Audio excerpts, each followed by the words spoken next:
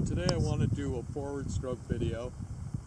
A lot of people paddle with a Greenland stick, and they paddle as if it were a Euro blade.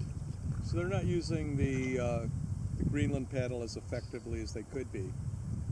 The Greenland paddle obviously has a very different design from a Euro blade. So you have to get out of the mindset of having a vertical blade like this.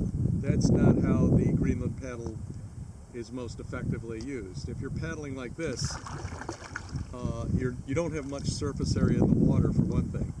Secondly, since I'm primarily a rough water paddler, I like surfing, you want to complete your stroke so that you're supporting your kayak in a low brace position.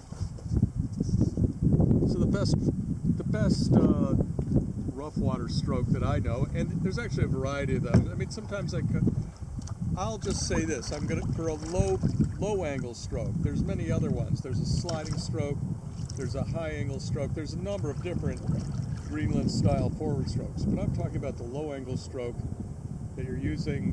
Well, let's say you're going out into the surf. You're paddling out. You want to catch your ride, or even if you're paddling to catch your ride back in. This is the stroke I use. First of all, I start with my hands like this, and my palms of my hands are on the blade. And you can see I use a shouldered paddle. So I form a ring with my thumb and index finger like this. And my thumb and index finger are on the loom just outside of the shoulder. Then when I take my stroke, it's a very simple stroke. There's nothing complex about it. But first of all, let me just show you, you use what they call a canted blade angle. So you start out, your hands are like this, and the blade is parallel to the water. So to get the right blade angle, you simply cock your wrists. What I see people doing, and they have that Euro mentality, is they creep their hands up like this.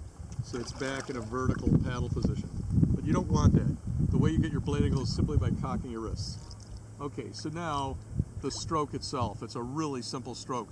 You're twisting your torso.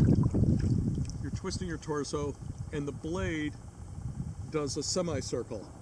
And the way you have a diving blade angle, and you're using your abs and torso to act against that. So you're actually pushing up on the water. That's how you get your drive, and most of your drive is at the back of the stroke. So I'll just do it on the side where the camera is. So I enter the water perpendicular, to the boat, right by the cockpit. I don't reach out like you do with a Euro stroke. And then the whole stroke is like this. So it's a very simple stroke. I'm just twisting my torso to affect the stroke.